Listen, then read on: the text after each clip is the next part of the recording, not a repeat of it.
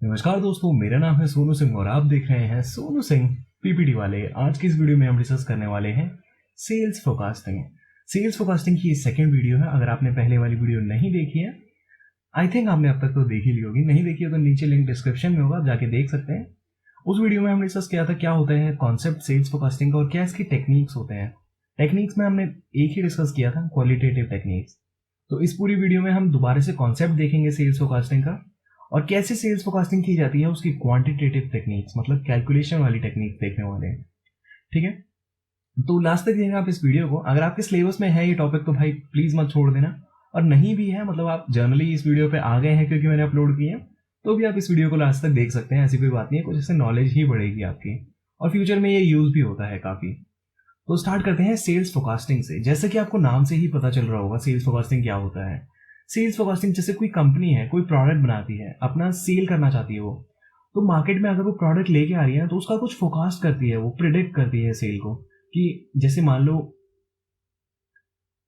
लो कोई company market में product लेके आई तो उसका सेल्स वो प्रिडिक्ट करने की कोशिश करेगी कि ये प्रोडक्ट है और कस्टमर इसको कितना पसंद करेंगे, कितना इसको खरीदने की कोशिश करेंगे। उसी हिसाब से वो अपना प्रोडक्ट लेकर आती है। जैसे क्या होता है फोन्स, मान लो अभी क्या हुआ, वन प्लस की सेल आई थी, तो वन प्लस कंपनी ने भाई उसको ने पहले प्रिडिक्ट कर रखा था कि इतने मतलब कस्टमर्स मेरा फोन खरीद सकते हैं। उसी हिसाब से वो फोन की क्वांटिटी लेके आई है। अभी तक आप देख सकते हो इन स्टॉक है उसके सारे फोन।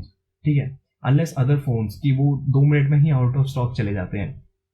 ठीक है, तो कंपनी को सेल्स फोरकास्टिंग करनी होती है। क्या लिखा हुआ है सेल्स फोरकास्टिंग के लिए, वो पढ़ लेते हैं। A sales forecast is an estimation of sales volume that a company can expect to attain within the planned period.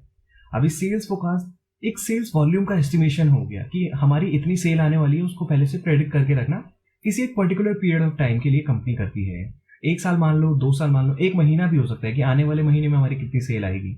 ठीक है, तो फ्यूचर में जितनी भी सेल फोरकास्ट करते हैं वो सेल्स फोरकास्टिंग हो गई।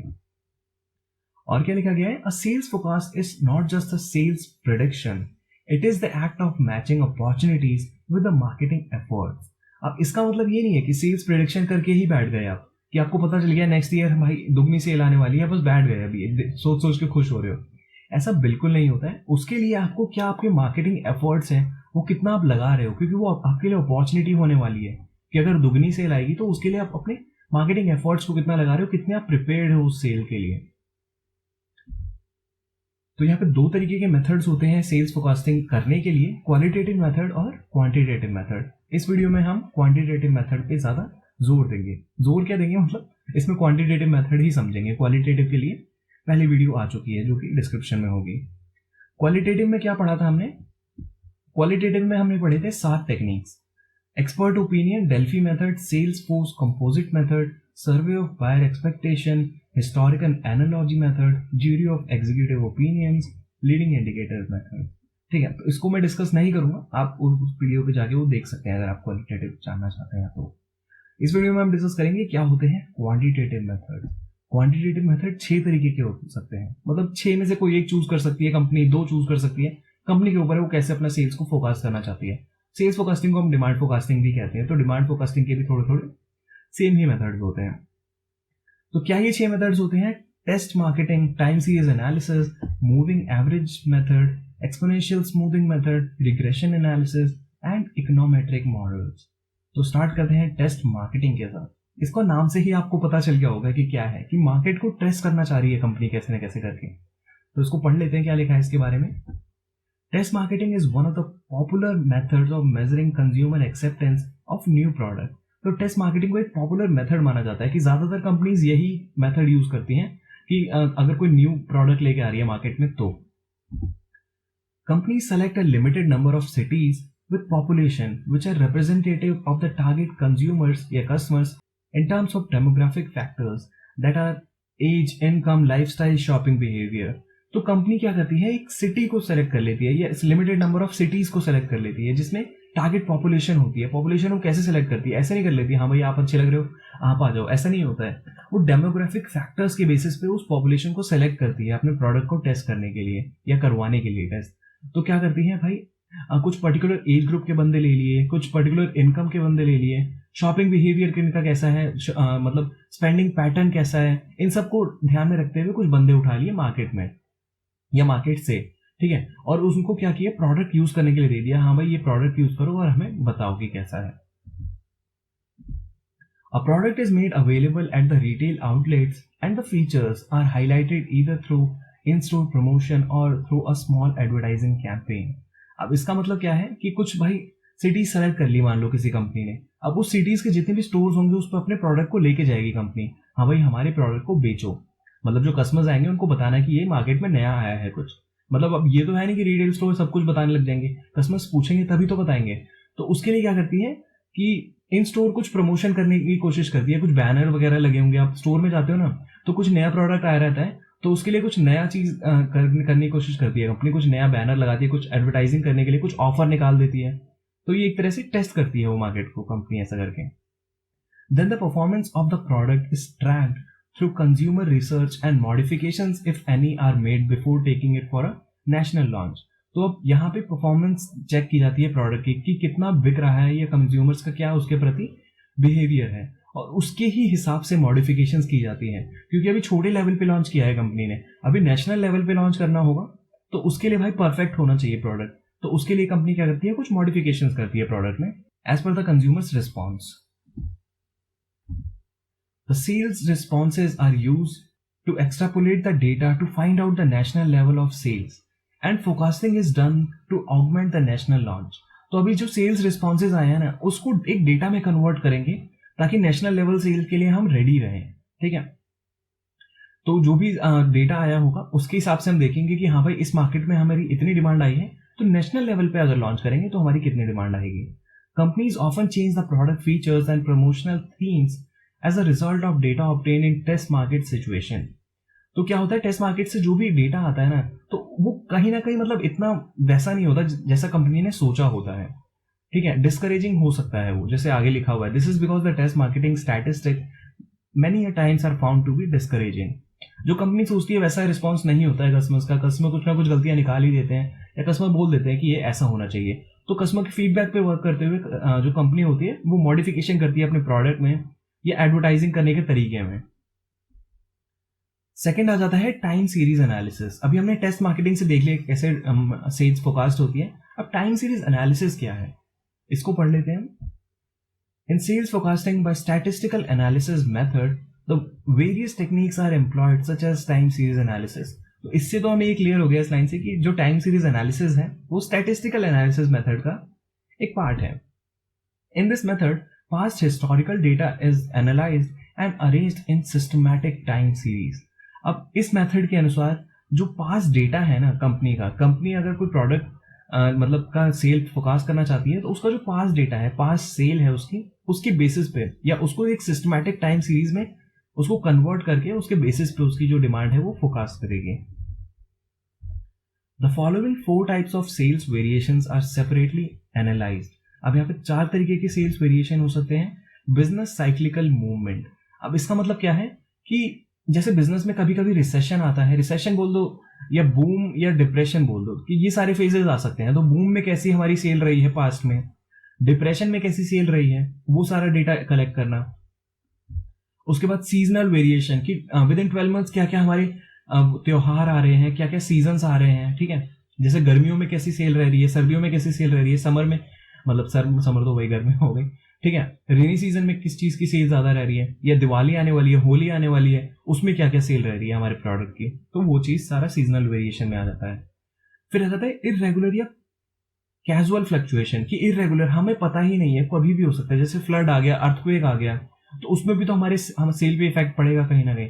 जैसे कोरोना वायरस आ गया, कोरोना वायरस से कितनी सेल इंपैक्ट हुई है कंपनीज की, तो ये सारी चीजें होती हैं सेल्स फोरकास्ट करने के लिए। After the analysis, different time series mathematical models are formed. Assumed value are applied with each of the models to arrive at sales forecast. अब ये जो एनालिसिस होती है कर ली हमने, तो उसके बाद क्या किया, मॉडल्स बनाए गए कि हर एक टाइम सीरीज में डेटा को लगाया गया, उसके बाद मॉडल्स बनाए गए और उनको वैल्यू दी गई। तो उस वैल्यू से क्या पता चला कि हाँ भाई इस जो पीरियड है इसमें हमारी सेल ज्यादा है, इस पीरियड में कम है, तो नेक्स्ट ईयर अगर नेक्स्ट ईयर ऐसे ऐसे पीरियड आए तो हमारी सेल पे क्या इम्पैक्ट होगा। These methods are useful when the market forces are somehow stable and the market shows least erratic behavior. अब ये जो मेथड है वो तभी यूजफुल होता है जब भाई यही सारी चीजें चेंज हो रही हैं, लेकिन मार्केट में तो बहुत सारी चेंजेस हो सकते हैं ना। लेकिन ये मेथड क्या कहता है कि मार्केट में बाकी कुछ चेंज नहीं हो रहा, बाकी कुछ तो सेम ही है, ये सारी चीजें चेंज हो सकती हैं टाइम सीरीज के हिसाब से, तो इन सारी चीजों के हिसाब से हम अपनी सेल्स फोकस करेंगे, ये इनका अजम्पशन होता है जो कि सही नहीं है कहीं ना कहीं। नेक्स्ट आ जाता है हमारा मूविंग एवरेज मेथड। भाई एक्सप्लेन करने से पहले बता दूं, ये सबसे ज्यादा कॉमन मेथड होता है जो छोटी से छोटी कंपनी भी यूज कर सकती है। मतलब जो कंपनी है ना जिसका ओनर पढ़ा लिखा नहीं है तो वो भी उसको यूज कर सकता है बहुत आराम से अपने सेल्स को फोकस करने के लिए। क्या लिखा गया इसके बारे में?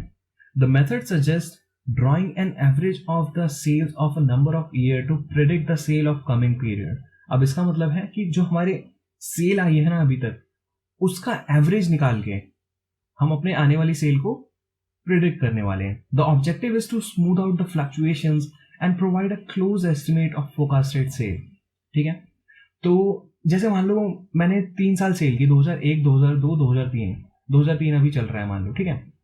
तो 3 साल मैंने सेल की दबा किया, मेरे को पता चल गया हमारे सेल्स का डेटा इतना इतना आ रहा है। अब मेरे को 2004 की सेल पता करनी है कि 2004 में मेरी कितनी सेल होने वाली है। तो मैं 2001 का, 2002 का, 2003 का डेटा सबका एवरेज निकाल लूंगा भाई, सबको प्लस करूंगा डिवाइडेड बाय 3, एवरेज निकल गया भाई, मैं बोलूंगा ये मेरी 2004 की सेल है। ठीक है,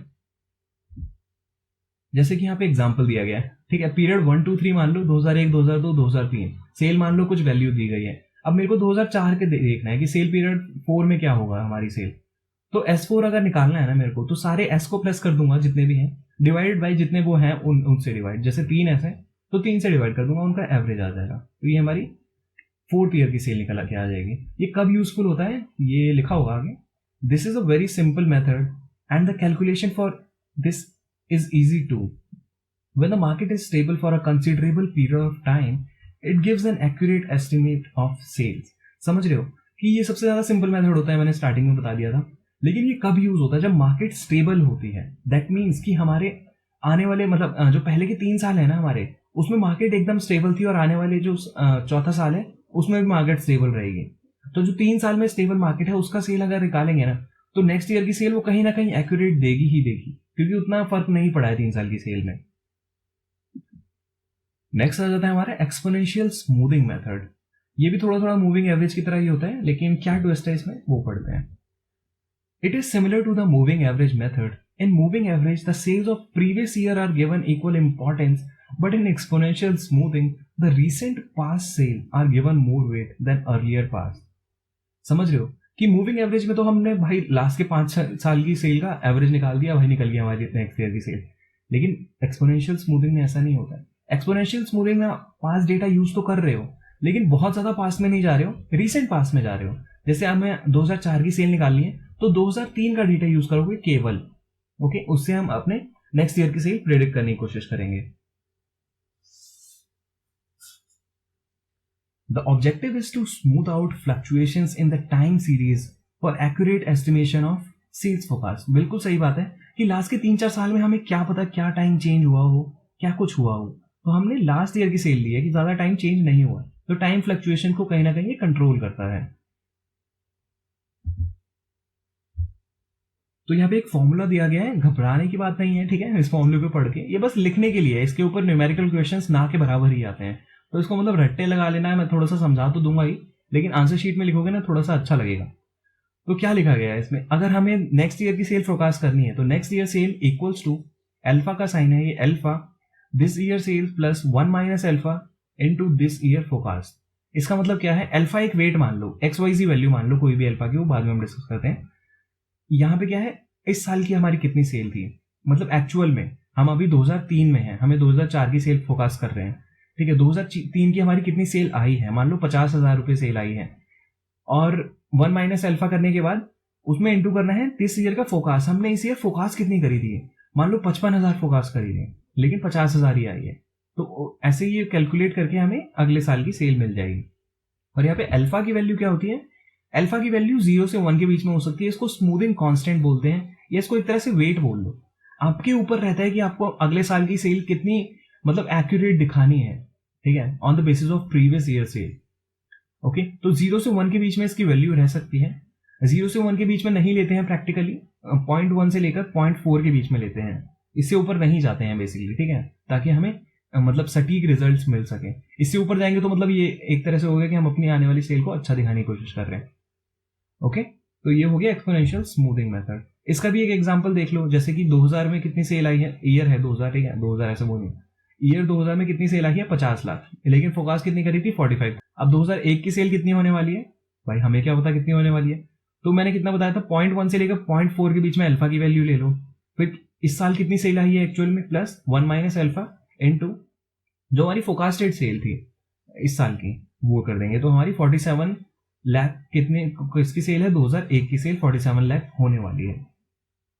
ठीक है, ये एक एस्टिमेशन है हमारा नेक्स्ट ईयर के लिए। नेक्स्ट आ जाता है रिग्रेशन एनालिसिस। रिग्रेशन एनालिसिस होता क्या है? Regression analysis is a statistical method that is used for representing the linear relationship between two और मोर वेरिएबल। अब दो या दो से ज्यादा वेरिएबल्स होते हैं ना, वेरिएबल्स मतलब कुछ भी एक XYZ वैल्यू ले लो या कोई XYZ कंपोनेंट या फैक्टर ले लो जो चेंज होता रहता है। ओके, तो दो या दो से ज्यादा वेरिएबल्स के बीच में रिलेशनशिप क्या है कि एक के चेंज होने पे दूसरा चेंज हो रहा है क्या? नहीं हो रहा तो कोई रिलेशनशिप नहीं है, हो रहा है तो रिलेशनशिप है भाई है।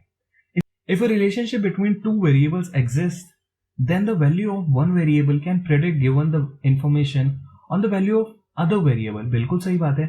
अगर उनके बीच में रिलेशनशिप है कि इसके चेंज होने पे दूसरा चेंज हो रहा है, तो अगर इसकी वैल्यू दी गई है तो दूसरे की वैल्यू कहीं ना कहीं हम प्रिडिक्ट कर सकते हैं। This method can be used in sales forecasting to measure the relationship between a firm sale and the other economic or demographic indicators। तो ये जो मेथड होता है यूज हो सकता है सेल को प्रिडिक्ट करने के लिए। ठीक है, सेल्स फोरकास्टिंग में कैसे होगा, फर्म की सेल्स को प्रिडिक्ट करेंगे इकोनॉमिक या डेमोग्राफिक इंडिकेटर्स के बेसिस पे। तो यहाँ पे दो वेरिएबल दिए गए हैं। पहला वेरिएबल क्या है, फर्म की सेल है, वो किससे रिलेट कर रही है, इकोनॉमिक या डेमोग्राफिक इंडिकेटर्स या फैक्टर्स से, कि इकोनॉमिक फैक्टर्स में चेंज होगा तो हमारी फर्म की सेल पे इफेक्ट पड़ेगा, या डेमोग्राफिक फैक्टर पे चेंज होगा तो हमारी फर्म की सेल पे इफेक्ट पड़ेगा। तो ये बताता है रिग्रेशन एनालिसिस। और क्या लिखा गया इसके बारे में, सपोज अब यहाँ पे एक एग्जाम्पल है, the personal income and education are indicator for sale of personal computers to household. तो यहाँ पे सेल्स को क्या इफेक्ट कर रहा है, पर्सनल इनकम और एजुकेशन, किसकी सेल को, पर्सनल कंप्यूटर्स की, कि अगर बंदों की पर्सनल इनकम ज्यादा है तो पर्सनल कंप्यूटर खरीदेंगे कि नहीं, एजुकेशन ज्यादा है तो पर्सनल कंप्यूटर खरीदेंगे कि नहीं। It can be assume that sale go up with increase in personal income and education. तो ये हम एज्यूम कर सकते हैं कि अगर पर्सनल इनकम ज्यादा हुई और एजुकेशन भी बंदे के पास प्रॉपर है या एजुकेशन बढ़ी है उसकी, तो वो पर्सनल कंप्यूटर की तरफ बढ़ेगा, रुख करेगा अपना। ठीक है, रुख बोलते हैं, रुख बोलते हैं, पता नहीं तो ठीक है, but what is important is whether the regression model with sales as dependent variable and personal income and education as independent variable are linear। आप समझ रहे हो उसका मतलब, कि ये तो हमने एज्यूम कर लिया कि हाँ भाई पर्सनल इनकम बढ़ेगी तो वो बढ़ेगा और एजुकेशन बढ़ेगी तो पर्सनल कंप्यूटर की सेल बढ़ेगी, लेकिन उनके बीच में रिलेशनशिप है कि नहीं है। ठीक है, कितना पर्सनल इनकम बढ़ेगी, कितना एजुकेशन बढ़ेगा, कि कितना जो हमारे पर्सनल कंप्यूटर्स हैं उनकी सेल बढ़ेगी। ठीक है, तो कैसे वो एक दूसरे से रिलेटेड बोल सकते हो, कि कैसे वो एक दूसरे से रिलेटेड है, क्या उनका इंपैक्ट है एक दूसरे के ऊपर। This can be understood when the change in independent variable causes a constant absolute change in dependent variable। अब independent variable dependent variable क्या सीन है ये, तो कुछ नहीं होता है। इंडिपेंडेंट वेरिएबल क्या होता है, इंडिपेंडेंट वेरिएबल मतलब उसको कोई भी चीज इंपैक्ट नहीं कर रही है, वो अपने आप चेंज हो रहा है, अपने आप गिर रहा है, अपने आप बढ़ रहा है। ठीक है, तो वो हो गया इंडिपेंडेंट वेरिएबल। डिपेंडेंट वेरिएबल क्या हो गया, जो उस चीज पे डिपेंड कर रहा है कि अगर वो बढ़ रहा है या घट रहा है तो डिपेंडेंट वेरिएबल में क्या इंपैक्ट पड़ रहा है उसकी वजह से। Second, what is the degree of relationship, कि अगर रिलेशनशिप है उसके बढ़ने या घटने पे इस पे इम्पैक्ट पड़ रहा है डिपेंडेंट वेरिएबल पे, तो किस डिग्री से पड़ रहा है। For example, if the income rises by 20% and the average education rises by 10%, what will be the percentage increase in sales. ठीक है, तो अगर एजुकेशन बढ़ गई 10% से और पर्सनल इनकम या इनकम बढ़ गई 20% से, तो हमारी सेल कितनी बढ़ेगी, मतलब किस डिग्री का रिलेशनशिप है, ये रिग्रेशन एनालिसिस बताने में हेल्प करता है। लास्ट आ जाता है यहाँ पे इकोनोमेट्रिक मॉडल्स। अब इसके अंदर क्या है, ये थोड़ा थोड़ा रिग्रेशन एनालिसिस की तरह ही लगेगा आपको, बट मैं आपको बताऊंगा क्या डिफरेंस होता है। पढ़ लेते हैं इसको। Econometric models are mathematical models describing the economic relationship between variables, say the relationship between demand and disposable income. ठीक है, तो इकोनोमेट्रिक मॉडल में क्या है, मैथमेटिकल कुछ मॉडल्स होते हैं ये जो डिस्क्राइब करते हैं दो रिलेशनशिप को, मतलब दो वेरिएबल्स के बीच में रिलेशनशिप को। जैसे एग्जांपल के रूप में क्या हो सकता है कि डिमांड का मतलब डिमांड में कितना चेंज आया है डिस्पोजेबल इनकम में चेंज होने पे। अगर मतलब जो पर कैपिटा इनकम बोल सकते हो, डिस्पोजेबल इनकम बोल सकते हो, उसमें चेंज हुआ तो हमारी कंपनी की डिमांड में कितना चेंज आया, उस प्रोडक्ट के लिए डिमांड में कितना चेंज आया कंज्यूमर्स के अंदर। समझ रहे हो फिर इसका मतलब ये बस इकोनॉमिक फैक्टर्स को ही देखता है, जैसे डिस्पोजेबल इनकम हो गई और भी बाकी सारी चीजें हो सकती हैं, जीडीपी वगैरह हो गई। Okay, studies of these relationship help managers to take economic decisions. ठीक है, इकोनॉमिक डिसीजंस लेने में मदद करते हैं। Econometrics determine how different economic variable interact and affect one another. ठीक है, तो इकोनॉमिक वेरिएबल कैसे एक दूसरे से इंटरैक्ट कर रहे हैं और कैसे वो एक दूसरे को प्रभावित कर रहे हैं, इकोनॉमिक वेरिएबल। ठीक है, इस चीज को ध्यान में रखना। Forecasters study the past relationships between sale and the sales determining variables such as household income, spending patterns, consumer behavior, etc. अब जो फोकास्टर होते हैं उसको कैसे यूज करते हैं कि भाई सेल में कितना फर्क पड़ रहा है या कितना मतलब इम्पैक्ट पड़ रहा है सेल में, सेल्स डिटरमाइनिंग वेरिएबल में इम्पैक्ट पड़ने पे, या क्या रिलेशनशिप है उनके बीच में। सेल्स डिटरमाइनिंग वेरिएबल क्या क्या हो सकते हैं, हाउस होल्ड इनकम से हमारी सेल पे इम्पैक्ट पड़ सकता है, स्पेंडिंग पैटर्न से पड़ सकता है, कंज्यूमर बिहेवियर से पड़ सकता है। ठीक है, तो ये सारे इन सब में चेंज होने की वजह से हमारी सेल पे क्या इम्पैक्ट पड़ रहा है, ये फोकास्टर इस चीज को देखते हैं। After this they predict how changes in these variable would affect sale in future by statistical analysis.